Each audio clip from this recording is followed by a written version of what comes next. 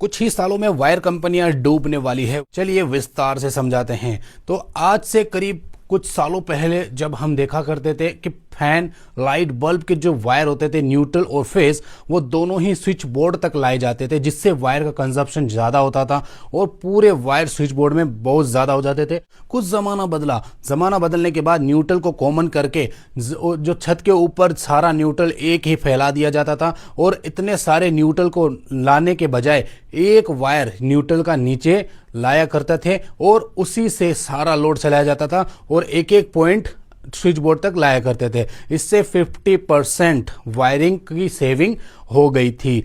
अब ज़माना बदल गया है। अब ऑटोमेशन का ज़माना है, एआई का ज़माना है और बहुत सारी टेक्नोलॉजियाँ आ चुकी है जिसमें आपकी light, bulb, fan, TV, cooler, AC सब ऑनलाइन वर्क करेंगे। अब आप कहेंगे कि सब ऑनलाइन वर्क करेंगे तो भाई वायरिंग तो चाहिए ना। जैसे कि पंखे से लेके स्विच बोर्ड तक एक वायर ले जाते हैं, ट्यूबलाइट से लेके स्विच बोर्ड तक एक वायर ले जाते हैं, यानी कि न्यूट्रल ऊपर ही होता है।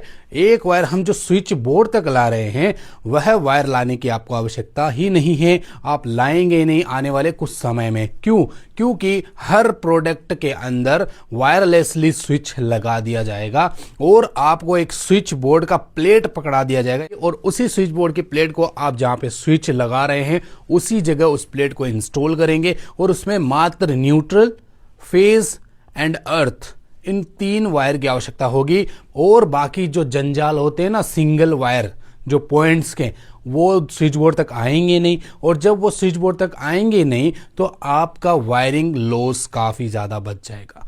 यानी कि कुछ सालों पहले जब वायरिंग हुआ करती थी तो 100% वायरिंग का नुकसान हुआ करता था और अब आने वाले ज़माने में ऑलमोस्ट 20% वायर की खपत होगी और बिल्डिंग के सारे इक्विपमेंट आराम से चलेंगे, क्योंकि पंखा, लाइट, बल्ब, फैन सब वायरलेसली आएंगे और उसको कंट्रोल करने के लिए एक रिमोट कंट्रोल जिसे हम स्विच बोर्ड बोलते हैं, वो स्विच बोर्ड दीवार में लगा दिया जाएगा और बहुत ही सॉफ्ट तरीके से आप उसको ऑन ऑफ कर सकते हैं।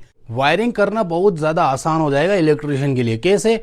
छत के अंदर जितने भी लोड चलने वाली जितनी भी लाइटें हैं उनको सिर्फ न्यूट्रल और फेज की लाइन ही उतारनी पड़ेगी। अब आप कहेंगे कि वायरिंग तो लगी ना।